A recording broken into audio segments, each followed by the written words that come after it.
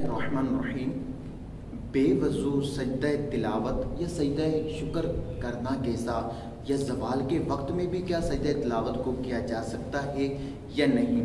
دیکھیں کہ جو سجدہ تلاوت ہے اس میں اور سجدہ شکر ان دونوں میں بھی جس طرح نماز میں طہارت اور قبلہ رو ہونا شرط ہے، اس میں بھی طہارت اور قبلہ رو ہونا شرط ہے۔ اور جو سجدہ شکر کیا جاتا ہے یہ اللہ تبارک و تعالیٰ کی کسی نعمت کے ملنے پر کیا جاتا ہے، کسی خوشی کے ملنے پر کیا جاتا ہے، یا کوئی مصیبت ٹل جائے تو اللہ تعالیٰ کا شکر کیا جا سکتا ہے۔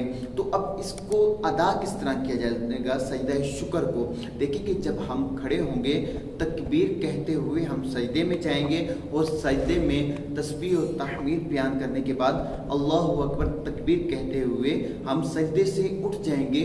یہ سجدہ جو تلاوت اور سجدہ شکر ان دونوں کا صحیح طریقہ ہے، لیکن اس میں باوضو یعنی طہارت کے ساتھ اور قبلہ رو ہونا یہ دونوں باتیں شرط ہیں۔ اگر کسی نے اسی طرح سجدہ کر لیا تو اس کا سجدہ ادا نہیں ہوگا۔